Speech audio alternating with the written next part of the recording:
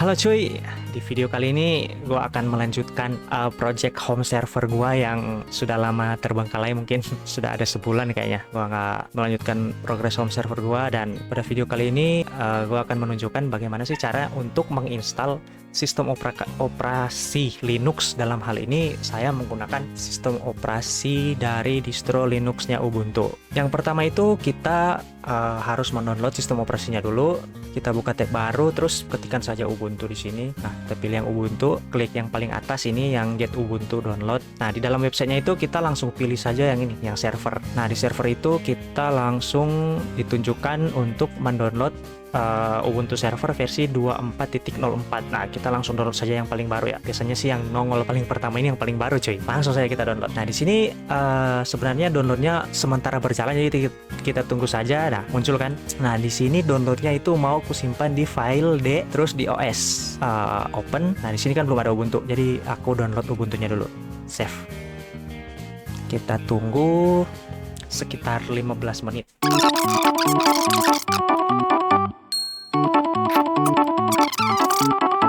Oke, downloadnya sudah selesai. Cepat juga ya internetku. Iya dong, kan videonya dipercepat coy. Oke, setelah di-download itu kita langsung balik lagi ke Proxmox-nya. Kita langsung saja masuk ke sini, data center, terus ke Proxmox atau apalah yang kalian namakan itu. Pas baru install, terus kita pilih yang lokal. Nah, di sini udah ada dua ternyata. Nah, biarinlah. Buat contoh aja kayak kita gua hapus dulu yang inilah biar ada contoh cara uploadnya itu. Remove.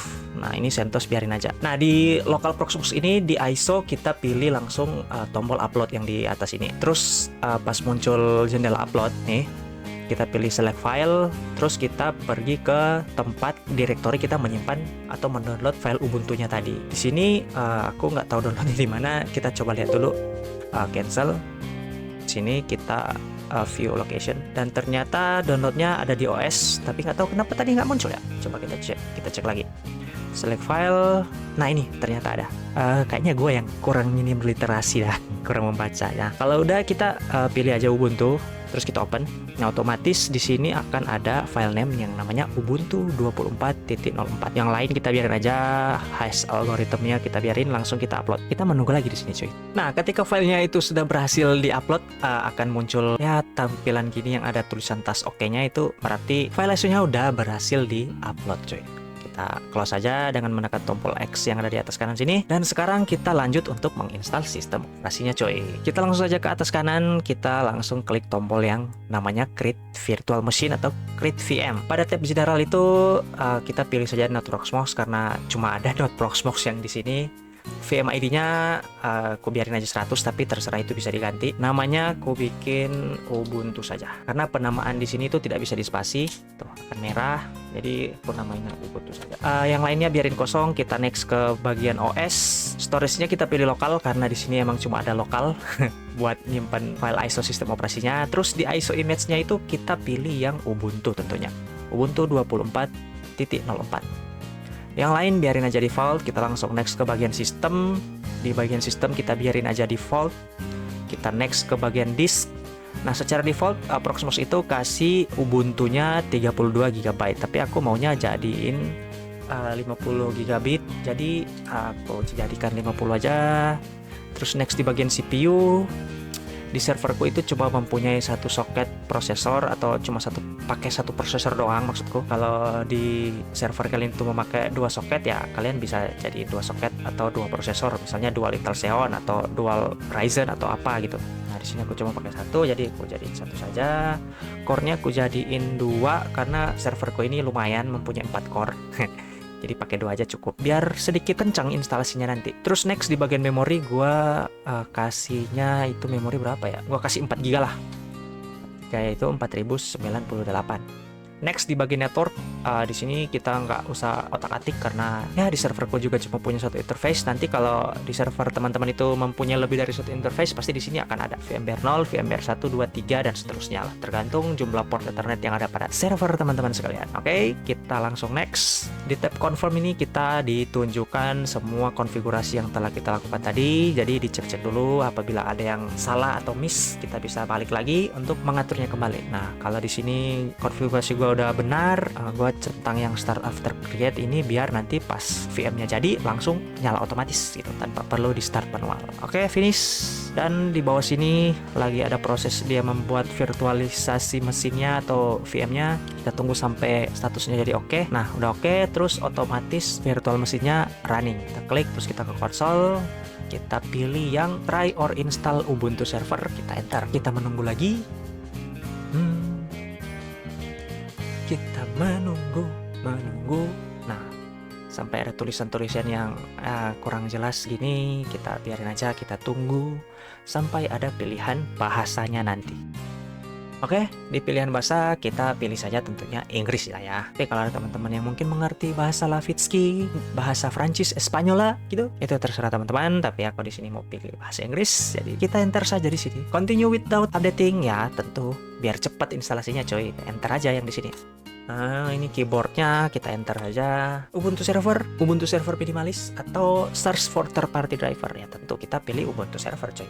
Kalau kita pilih Ubuntu server minimalis itu fitur-fiturnya banyak yang dipangkas coy, kita harus install manual. Jadi di sini kita next saja. Untuk konfigurasi networknya, di sini saya menggunakan konfigurasi DHCP, yaitu servernya ini langsung mendapatkan IP address dari router. Nah, jika teman-teman ingin menggunakan IP statik, teman-teman tinggal pencet tab di keyboard tuh sampai dia naik ke atas ke NS 18 atau apalah itu yang ada di teman-teman. Pokoknya di bagian sini lah, teman-teman pencet enter, terus pilih yang edit IP versi 4, enter.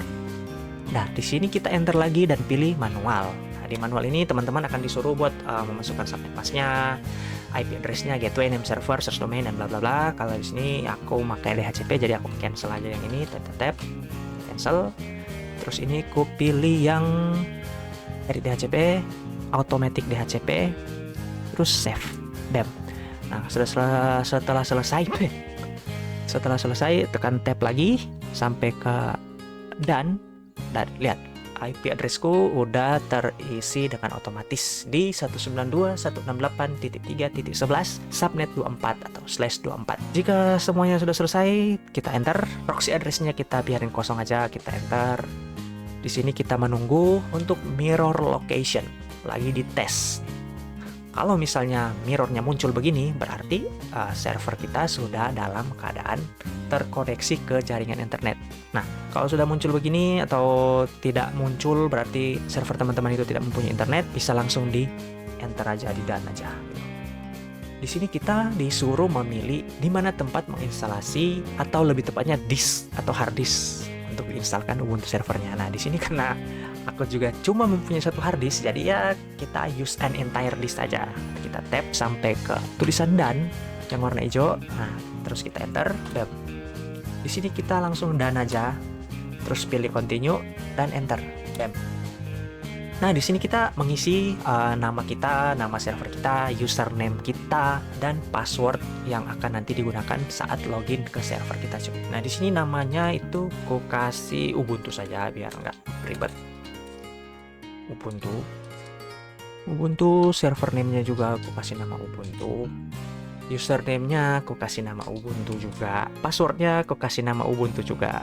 Nggak deh, password-nya itu terserah lah. Yang penting teman-teman harus bisa mengingat semua, karena username sama password ini nanti akan digunakan saat kita login ke server Ubuntu kita sebentar pas selesai instalasinya cuy. Kalau dirasa semuanya udah pas, passwordnya udah pas, username-nya udah pas, semuanya pokoknya udah pas, kita langsung tekan tombol tab ke bagian done, terus kita enter. Dan enable Ubuntu Pro, nggak ada duit, kita skip aja, skip for now, terus kita enter, continue.